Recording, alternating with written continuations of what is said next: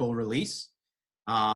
We are happy to be joined by Erik Anjou, the writer, director, producer of this film. Erik has his master's in film from Northwestern, directing fellow at the prestigious American Film Institute. He is the writer, director, producer of 8 fiction and nonfiction films. And in addition to being an active and very busy writer, director, producer, he also teaches at the School of Visual Arts in New York. We are also joined on the panel by one of the featured deli owners in the movie, Ziggy Gruber. Ziggy is the owner of Kenny and Gruber's. Ziggy started his deli life as an 8-year-old in his grandfather's deli, studied at the very prestigious Cordon Bleu, and worked at a 3-star restaurant in London before ultimately returning to his deli roots at Kenny and Ziggy's in Houston. So welcome to our deli, and I'm happy to have you all here. And as we go, I'll be asking some questions. We'll be kibitzing some. We'll reference the movie. For many of you who haven't had the opportunity to watch the movie yet, or for any of you who haven't, I'll try to avoid any spoilers in our presentation. For the rest of you who have seen the movie, a lot of this will resonate, and feel free, if you have any questions, to share them with us in the chat box, and we'll turn to them later. Spoiler alert, Dan, the pastrami did it. The pastrami did it, that's right. So I want to get to start out our conversation, and I want to ask Erik, why Deli Man? So what made you decide you wanted to investigate and make a film about delis? And then in the process, was it what you expected it to be? And is the end movie the movie you had in mind when you went into this process? Two hugely different questions. I'll try and talk as quickly as possible. I made a big pivot in my career when I moved from New York to Los Angeles. It's a longer and personal story, but I got involved in making documentary films, and particularly Jewish documentary films, when I moved to New York. So I produced a movie called A Cantor's Tale, then a movie called The Klezmatics on Holy Ground. In between, I did a football movie, but Deli Man was the third of the Jewish documentaries that I produced and directed, and I was investigating a theme, and I think there's a commonality in theme between all 3 pictures about things that we hold sacred in Jewish culture, Jewish tradition, but somehow seem to be slipping through the cracks. Traditional cantorial music, klezmer music, and then delicatessen food. And we can talk more about how it's slipping through the cracks. I'm sure Ziggy can really dig into some details. I was in Houston for a film festival, and we were screening The Klezmatics on Holy Ground. You guys can find that at klezdoc.com if you want to contact me. And I found out, I didn't know who Ziggy was, but I found out that Ziggy sponsored that film very generously. He's really involved philanthropically in his community. So Ziggy and he invited me to the deli, we hit it off, and the story about Jewish delicatessens really resonated with me thematically vis-a-vis the territory I was already exploring as a filmmaker. And then Ziggy is a amazingly charismatic guy. And he's also in the deli business, a relatively young guy. Most of the guys, 60s, 70s, and are basically either dying off or their businesses are dying off because the kids aren't interested in going into the business. It's just too difficult. It's too hands-on and it's backbreaking. So Ziggy became, for me, the perfect kind of like vehicle to carry on the themes I was exploring in the deli arena. And I can talk to you more about the other question later if you want, if taking up too much time. Yeah. So let me go to you, Ziggy. Okay. Erik mentioned that you connected initially, through another film of his, but what attracted you to this project, and what made you decide that you wanted to be a part of a documentary about delis? Well, we were talking over food, like I always do. I like to feed people. So we're talking over that, and he was asking me a lot of questions about the delicatessens, and I was telling him how it's sad, how a lot of delis have, dwindled over the years and stuff like that, and it obviously resonated with Erik, at that point we weren't really discussing about a documentary or anything like that. Erik, was doing his klezmatic movie, and then Erik left. And then a couple of months later, he called up and said he'd really like to do that. And did I know other delicatessen owners and stuff like that? And I gave him a list of a bunch of people that he could contact around the country. And I was glad he did it, because I really think that it is quite sad that all these delis have dwindled and have gone. I mean, even after the film is made, some of the biggest iconic delis in the United States have disappeared. I mean, the Stage, the Carnegie, now Nate Now's. These are all very big names. These were all very serious meeting places, for their own communities. And it's all changed. And again, with all of the other films that Erik has done, with the klezmer music and also with the cantorial music, all of these aspects of Yiddish culture have dwindled. Now, usually the easiest thing in a Jewish community would be food. And if food places are disappearing, what is that going to say about the rest of our Jewish culture? So I was definitely totally on board for Erik to do this film. Before I return to Erik to ask him to reflect on whether the movie that came to be was what he initially thought, I wanted to ask you that basically the same. So you got into a process of a movie where they were going to feature delis from around the country and talk about community and food and the deli itself. And along the way, it became very much a story about you and your own journey. Was that a surprise to you? And how do you feel about that overlay of your life on top of the deli? My brother is in the movie business, and I've seen the process with some of his films. And in this whole thing that Erik did, I was really not on top of Erik, because I wanted to be surprised at the end like everyone else as an audience member. So I wasn't like in the editing room or seeing as it was progressing. So when Erik, I think, had it like close to almost finished, then he showed it to me, and I was quite surprised because, he did a lot of shots. He filmed a lot of stuff, not just with me, but with other deli owners as well. And I was very, very, very pleasantly surprised how he melded a lot of different aspects, not just of the deli itself. It wasn't just about the deli. It was about Jewish life, and it was about a lot of other themes that I would have never thought of putting together. I mean, when you see a Ken Burns type of documentary, it's kind of straightforward. This was more meaningful. This had more neshama, more soul to it. And not because there was a lot of me in it. It's just the theme of how he put it together was quite amazing, in my opinion. So Erik, along those lines, I had asked you earlier if the movie that came to be is the movie you imagined. I know when you make a documentary, it's not the same as a scripted film where you sort of have on the page what's going to be on the screen. Did this take turns for you that were unanticipated? Great question. I mean, and also Dan, I also know that you're a writer and a producer yourself. So I would just say that the creative process is always a protean one. It's always changeable. It's always mutating.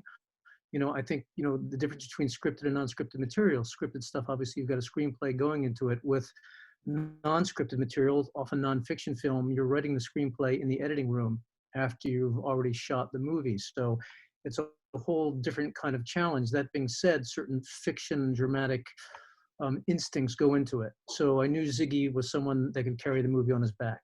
I knew that we needed to get some stars aligned with the film. And we were really fortunate. We got Jerry Stiller, Larry King, Flavish Finkel, all these guys to come on board. I knew that I had to interview a whole bunch of people, that Ziggy, as great as he is, we needed different voices, different generations, different stores to kind of like flesh out the story. And then Ziggy's being really humble, because one of the things that makes the movie special is Ziggy, and Ziggy's courage in allowing me to kind of like investigate his personal life. I mean, a lot of times you're making a film, you're involved with these projects for a long time. This movie took 4+ years to make, and I got to know Ziggy really well. And he met a young lady that he started to fall in love with, and then it became clear they were going to get married. And then it became clear, sorry, spoiler alert, you guys have to close your ears if you haven't seen the movie. It turns out that Ziggy wanted to marry his Bashert in the same synagogue where his grandfather was a bar mitzvah before World War II in Budapest. He was the only family member to survive the Holocaust. Everyone that stayed behind was destroyed.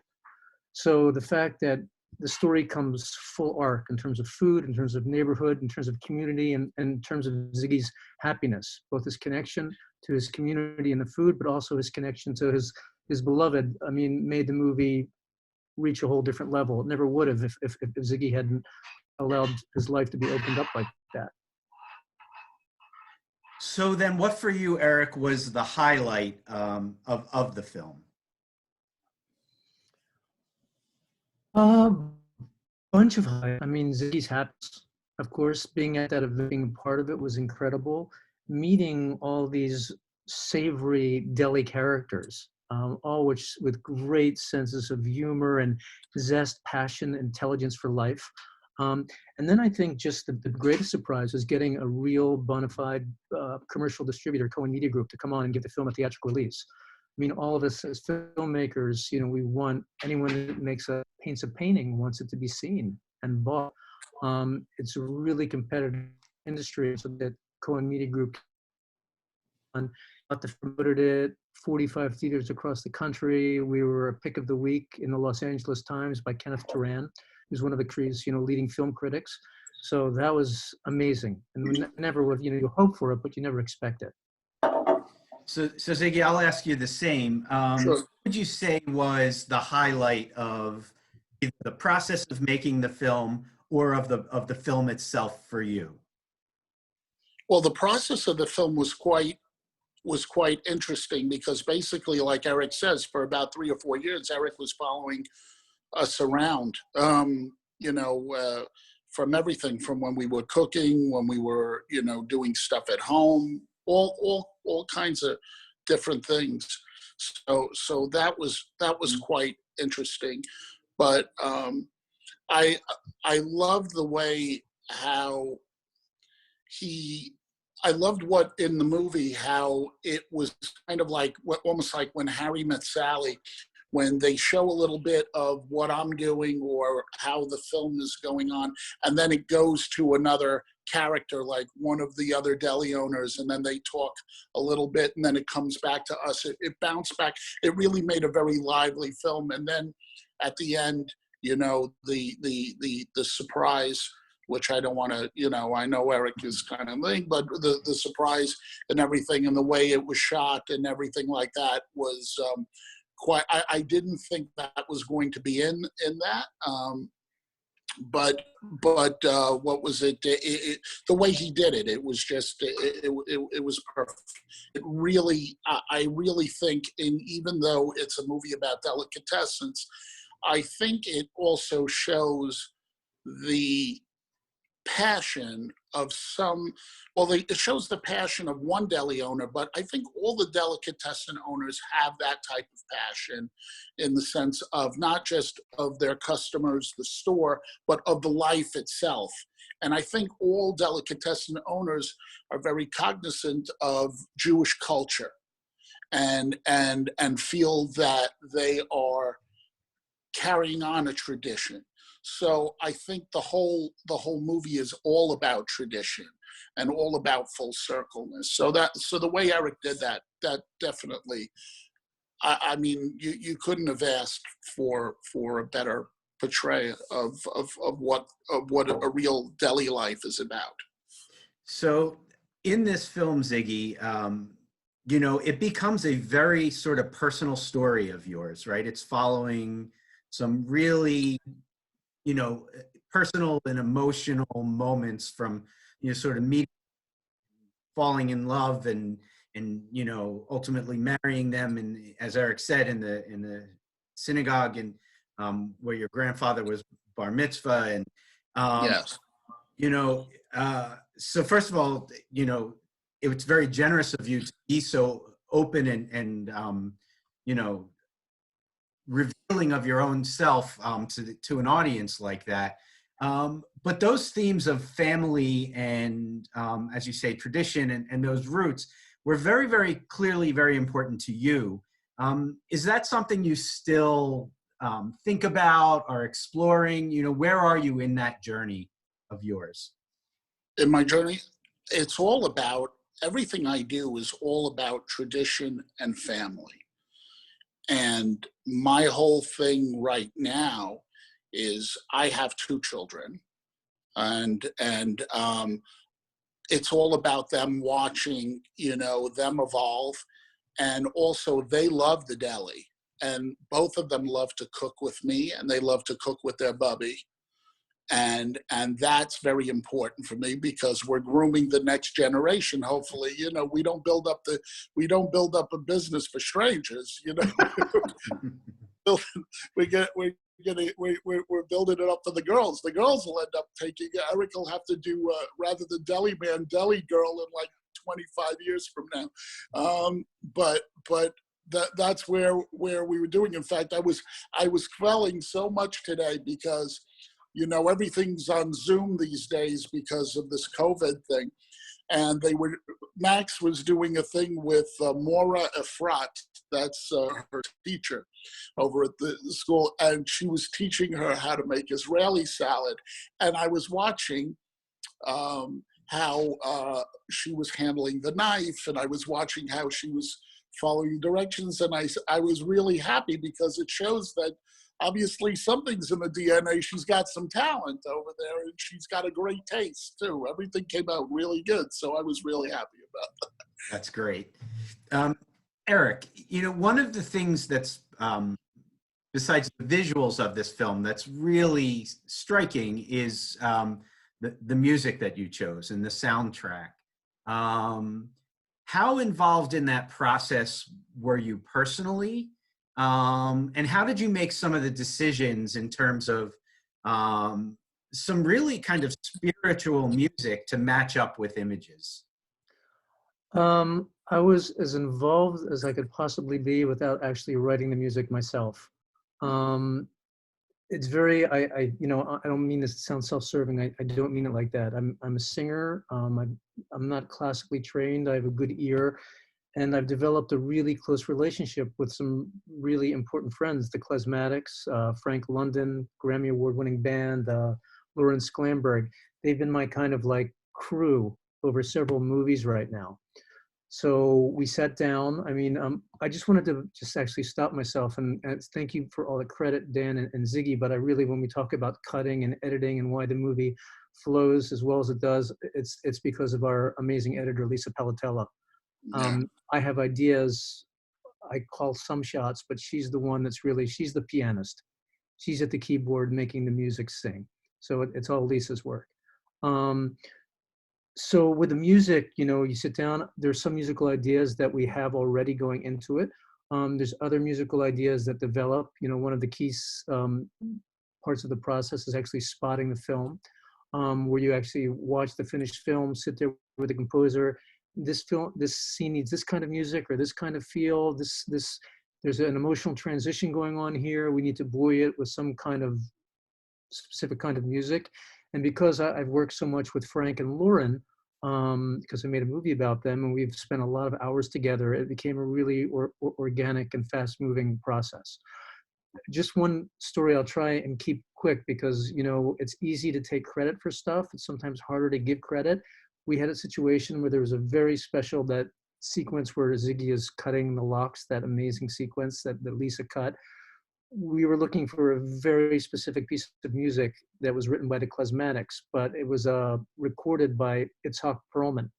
And at the very last minute, you know, this is a small movie with a little budget. And so I'm butcher, baker, candlestick maker, and I became the music supervisor. So I'm responsible for getting the rights and paying for the rights. And at the 11th hour, I was getting out of a subway stop on the Lower East Side, about a block from the Tenement Museum. And I got a call from this a French record company. We call them records, as old people, saying basically, you don't have the rights to use the song. You need kind of like a star signature. You need Itzhak to sign off of it. I've been chasing down this record company for months. The movie was done. It was mixed. If I had to kind of like refine or redo the music, it would have cost $10,000. It so turned out I was getting off the subway at that station to attend a book signing at the museum, and it was a book about Jewish food. And in that book about Jewish food was Itzhak Perlman's mother's sponge cake recipe with a little blurb. So I went in there almost like crying to the author, and I said, by the way, can you introduce me to Itzhak, because I need some help? He did. He gave me his number. I talked with the manager. The manager said, drop off the movie. Itzhak watched it and said, use my music with my blessing. It won't cost you a cent. So that was cool.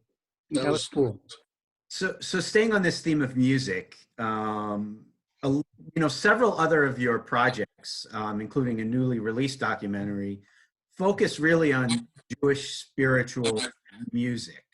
I'm curious to know, you know, how you find yourself meandering down that path, kind of back and forth between this kind of spiritual content, Jewish content, and then just more kind of traditional content.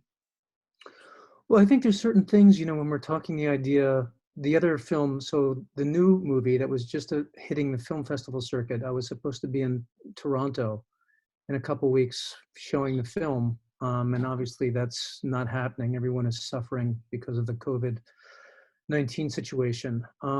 For me, in terms of, of the documentaries that I've produced and directed, 4 of the 5 films are about Jewish tradition substrate. And for me, music is one of the great carriers of the tradition. And as Leonard Bernstein said, music is the only art form that exists in the state of automatic metaphor. You hear it, it moves you, it doesn't have to be explained. Everything's kind of like embedded within it.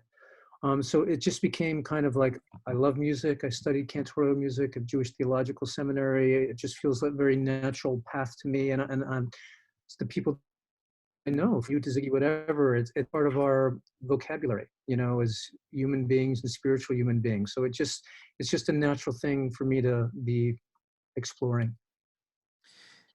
Ziggy, I'd like, you know, under the circumstances we're currently living in, the deli has changed, right? So the deli was, you know, my uncle's office. The deli was the hub of the community. The deli was a gathering place, and it was, you know, it was more than just a place where you went to have a sandwich.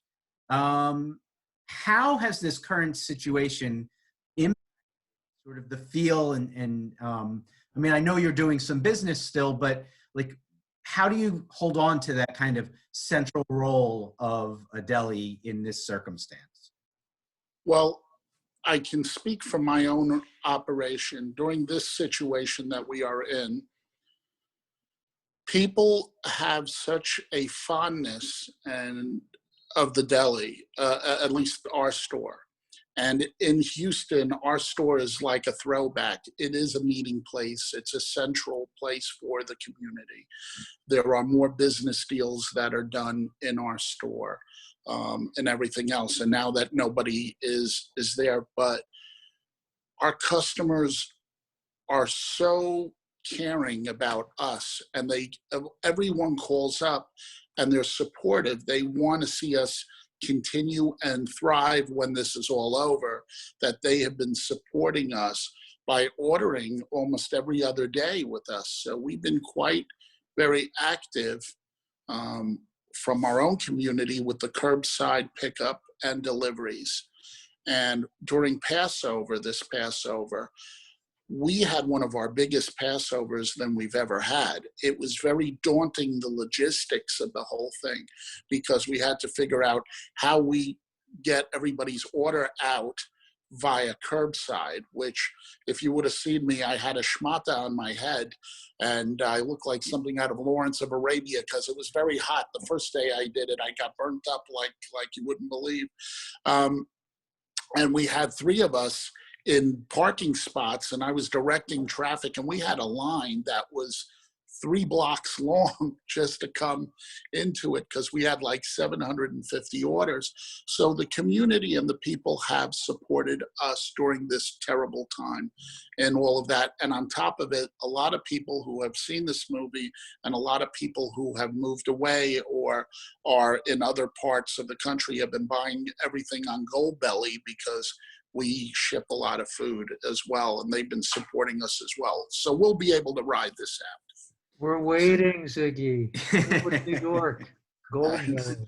So, Ziggy, you mentioned that the local community that you sold all the, that people bought their Seder dinner from you, and that they've been ordering and lots of curbside pickup, and that you said there's kind of a small, tight-knit Jewish community in Houston, which, to me leads to the question, how did you choose Houston? Like, why Houston in your sort of exodus from New York City?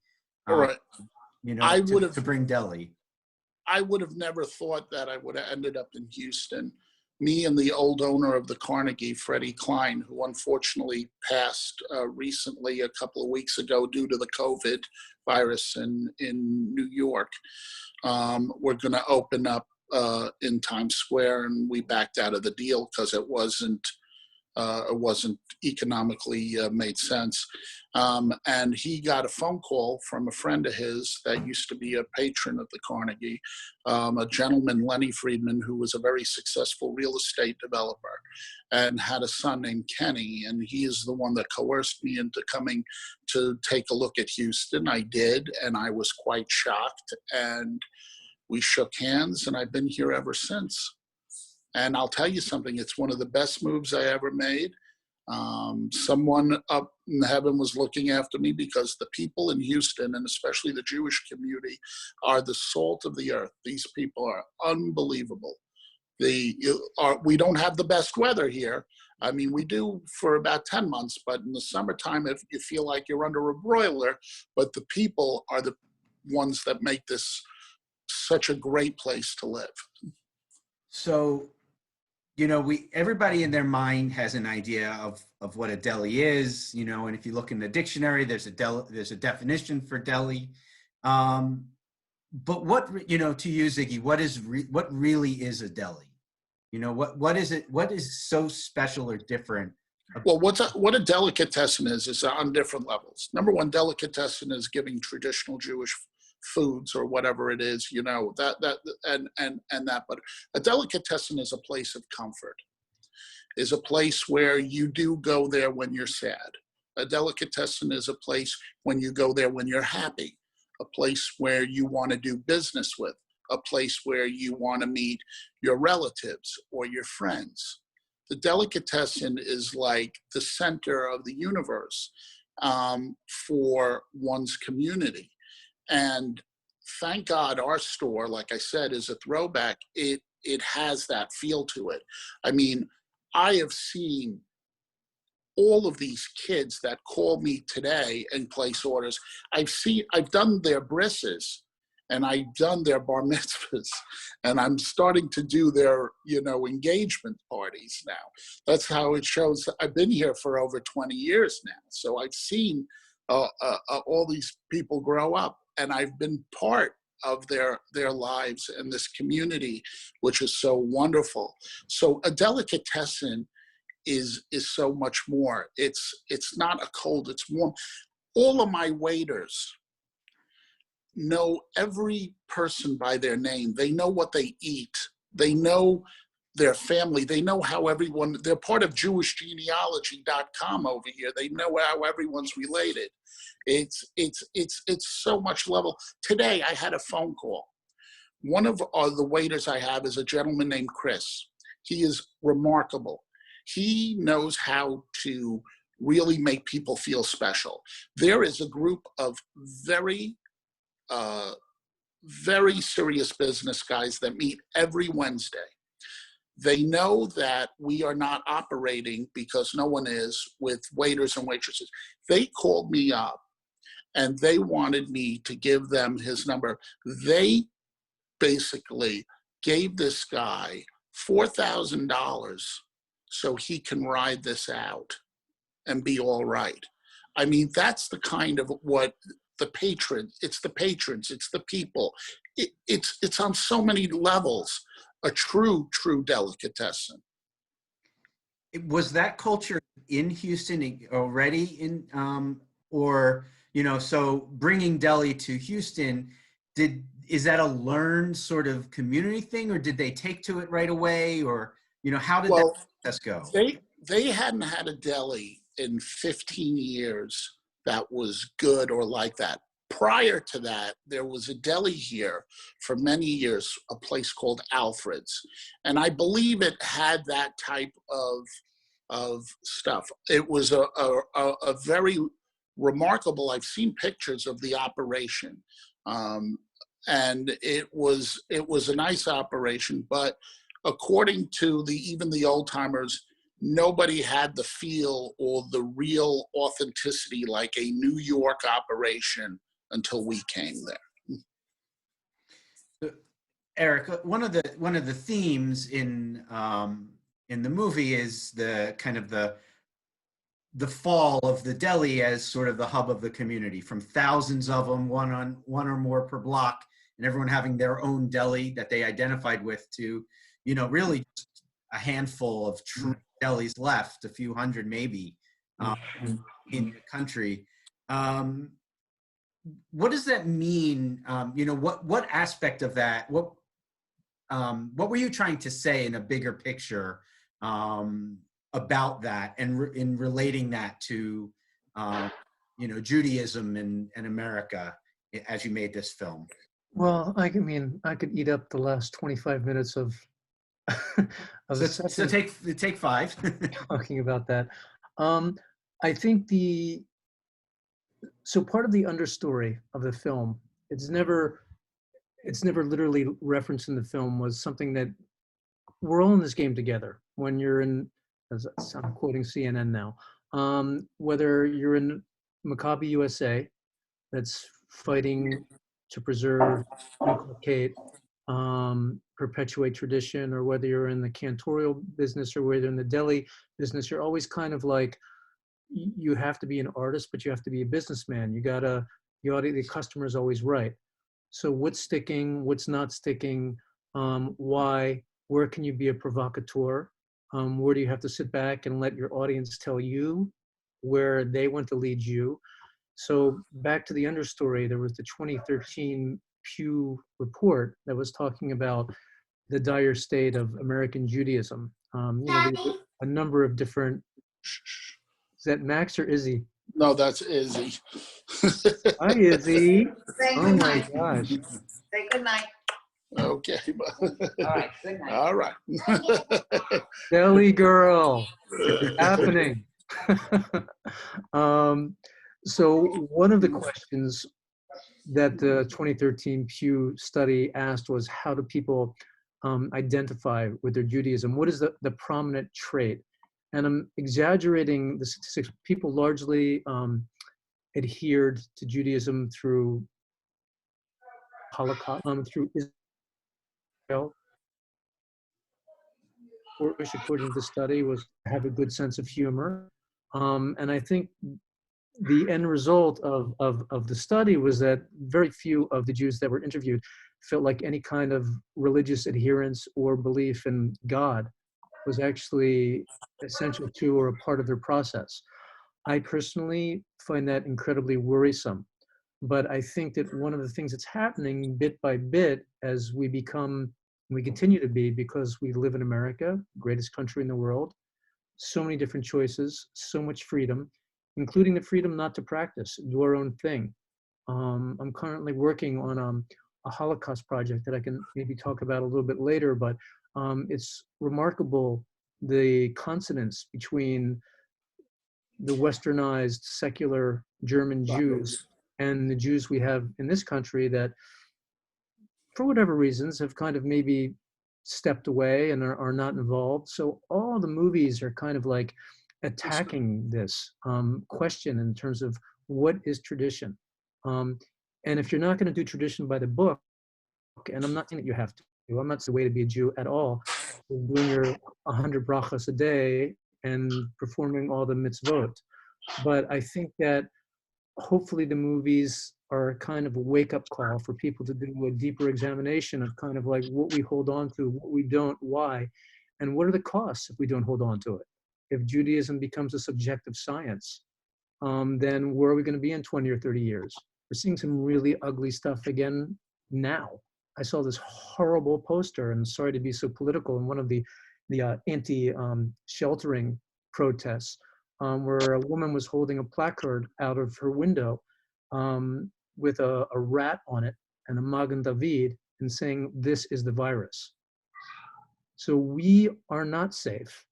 And we have a lot of self-questioning to do, and I think a lot of action to take, and to make sure the delis or cantorial music or klezmer music or whatever we deem sacred within our families and our traditions, we have to do the work to keep that stuff alive. I mean, something that Ziggy talked about earlier was the thing that gives him joy is cooking with his kids, seeing like the kids handle the food, prepare the food, cure the food, working 3 generations. Ziggy's mom, Ziggy, the kids.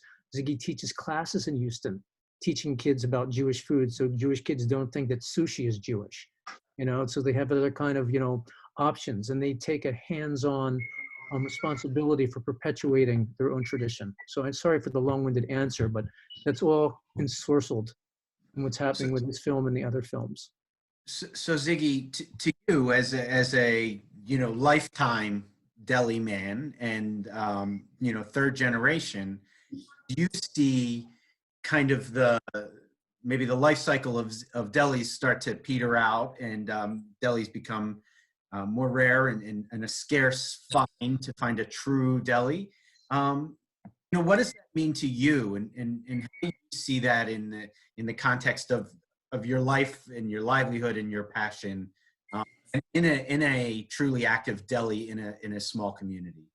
Well, I mean, it's running a delicatessen with all the overheads today was definitely hard. But, with this COVID thing, it's forget, let alone delicatessens, restaurants. This thing has destroyed and will destroy probably about 30 to 40% of restaurants across the country, because we won't do that. So petering out, I mean, there are a lot of delis that are on very fine margins of profit that are happy to be part of the community and are doing that, might be forced because of economic situations right now. So it will definitely, it's going to see how interesting it shakes out. I mean, look, before the COVID thing, we lost 3 major delicatessens. Even some of these newer ones that have opened up, that younger kids tried to do with a very more narrowed menu and have opened up. They started off with a bang, but a lot of them have closed up too, or gone chapter 11. So then what do you attribute the success of your deli to? Is it hanging on to the tradition? Is it the menu? Is it, what about your deli has enabled it to withstand, really many have I it, think big I think it's 2 things. I think number 1, our food is very good. That's number 1. It's really good. We have a lot of variety. I have probably the most authentic Jewish style menu that there is, from Milchedick to Fleischig. But I also have a lot of young stuff for people that are millennials. We have different fancy schmancy hamburgers, and we have kale and quinoa salads. And I do my stuffed cabbage. I use the Impossible meat. So we made a vegan stuffed cabbage, and you can't tell the difference. It's that good. So stuff like that. What also makes my deli is the staff I have.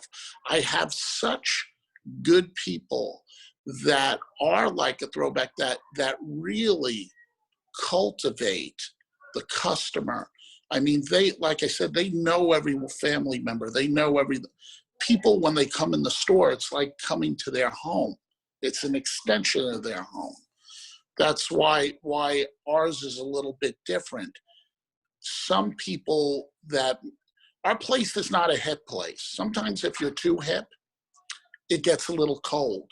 We're a nice, our store is not your average delicatessen. It's a very nice looking store, but it's very warm and it's very traditional. And what it does is, I think it brings people of all generations, when they come into our store, a sense of belonging, you know, and that's what works for us.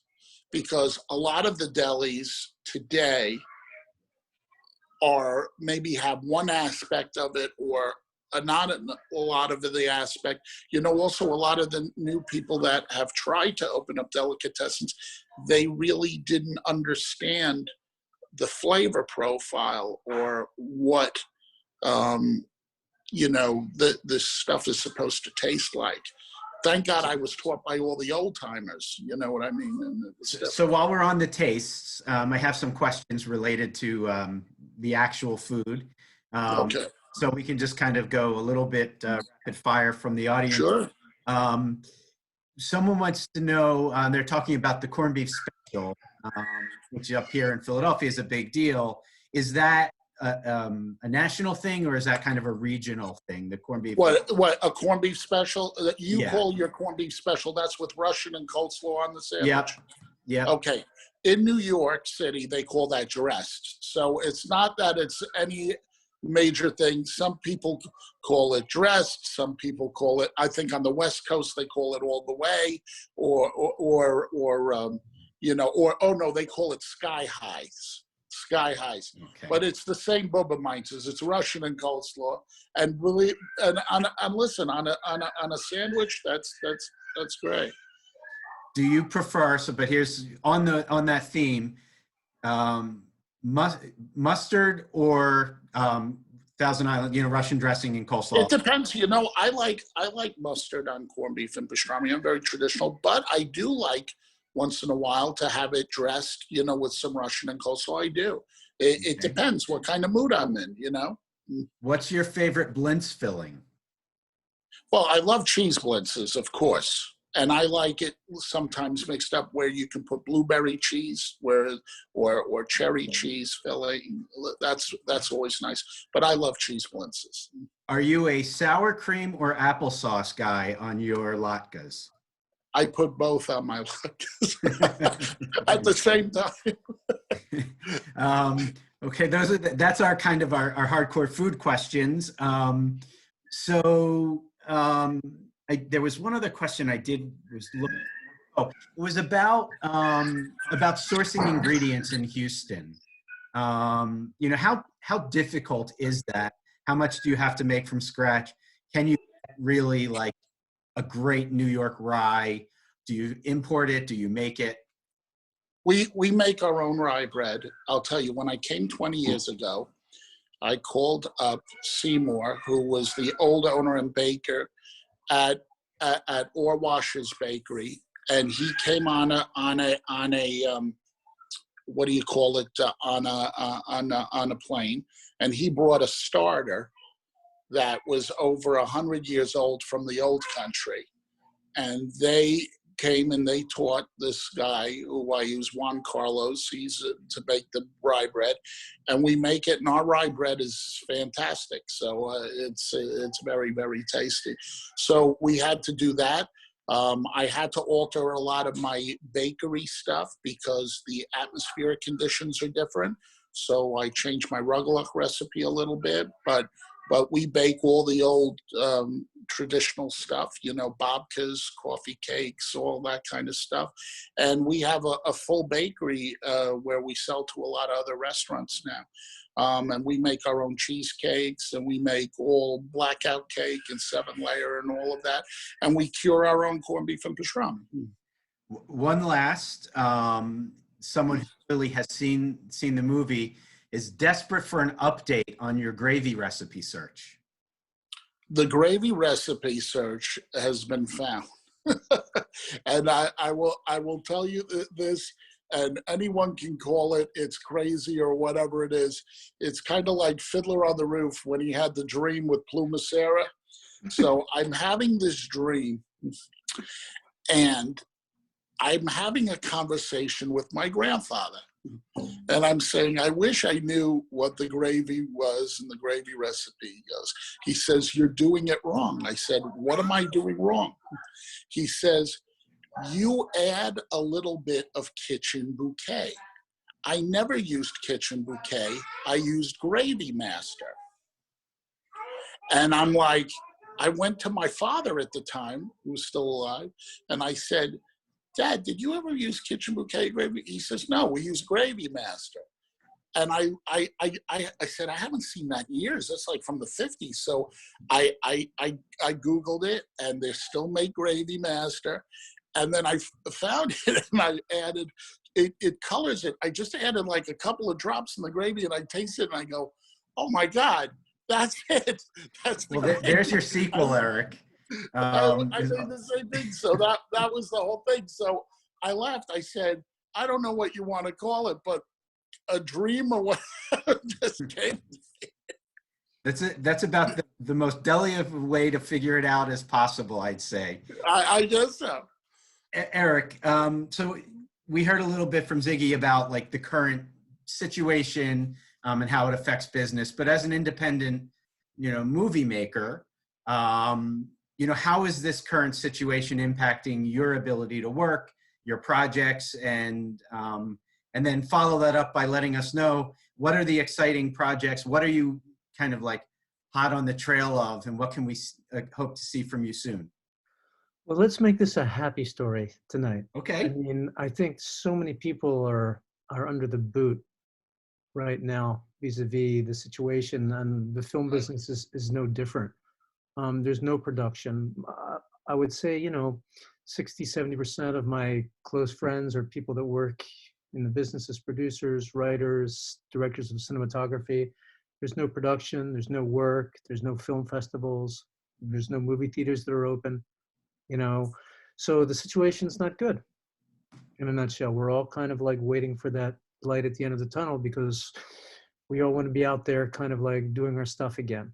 In terms of my personal process, I've made a hard pivot. I'm still working on a few documentary ideas, but I'm basically going back to my fiction roots. I started a company with a partner in Philadelphia.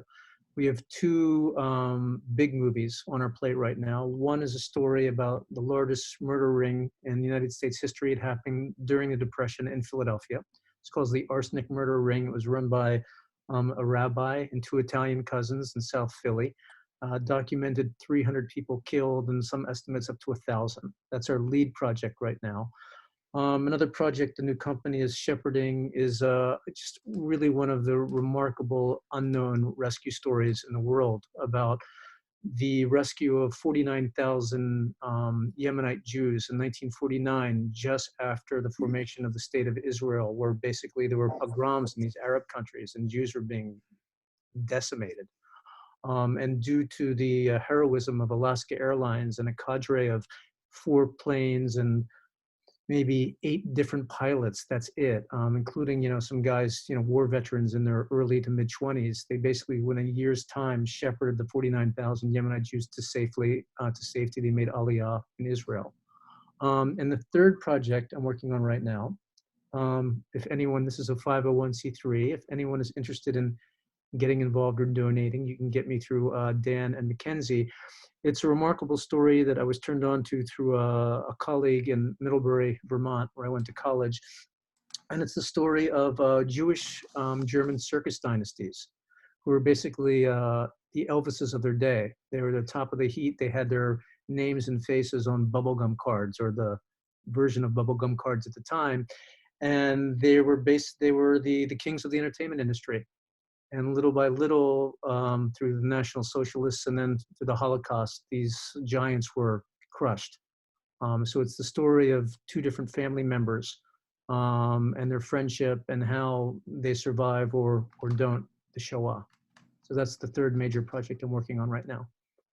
How as an independent producer, what is the process and how do you finance films? This one, Deli Man, how do you make a movie? I mean, these obviously are bigger scale. How do you raise that sort of money? Deli Man, it's kind of, depends on what side of the coin you're operating from. I think the total budget of Deli Man was probably 385 or 390,000 all in. So in the scale of big movie making, that's nothing. But all the documentaries that I've produced are 501c3s, and so we're able to raise money through people's generosity, individuals' generosity, and being a 501c3 also allows us to, apply to foundations and get foundation support. So each of the five documentaries I produced have all been put together as 501c3s, and they're all passion projects. They all take years. They all take begging. At the end of the day, we did a Kickstarter campaign, a successful one that helped us get to the end zone with Deli Man.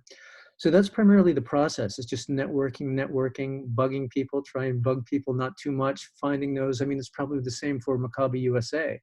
Not a great environment to be fundraising in right now, but if you're passionate about what you do and you can articulate it, and if you can find the right sources, I mean, Jews have to support Jewish causes. It's funny, just again, try and make it brief. I know we're tight on time. There was a very wealthy family that I was soliciting years ago for the Klezmatics movie, obviously name unmentioned. And they literally gave $1 million gift to the Metropolitan Opera. They spoke Yiddish. They grew up in an observant home.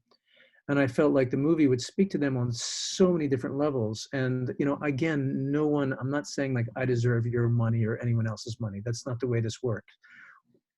It's always thank you for supporting these projects because they're so hard to get going. But I couldn't understand why it was so hard to get a pretty small donation from these people when they were so willing to support kind of like secular arts culture. So what is that saying about us? I mean, I think that we should support everything. We just need to support hospitals. We need to support Israel. But I also think that we have to kind of like look within. Again, going back to the themes of the movie, decide what's important to us and really kind of like put our best foot forward and be generous when it's possible. Thank you, Eric. Thank you, Ziggy. Thank you. Amazing movie. I've had a great time tonight. I hope our audience enjoyed as well. I encourage all of you to support the movie. Eric, Ziggy, go to his website. He does deliver all around the country. Hey, Dan? Through Goldbelly. What's that? They can go to Goldbelly. 2 quick shout outs. Absolutely. One, hi, Mom. I know you're on this call, and I'm trying not to touch my face because you yell at me when I do that. So I'm trying to be a good presenter. And number 2, go to Ziggy's Deli. You'll never want to go, unfortunately, to another restaurant in Houston. Go there every day. I think, Ziggy, you would increase your business maybe if you kind of like gave out free gym memberships as well. The toughest challenge of the movie was actually not having my crew go into a food coma after lunch after he fed us. So eat at Kenny and Ziggy's. Great. So thank you all. I just to mention to everyone on the call that we have many more programs coming up in our MaccabiUSA at Home.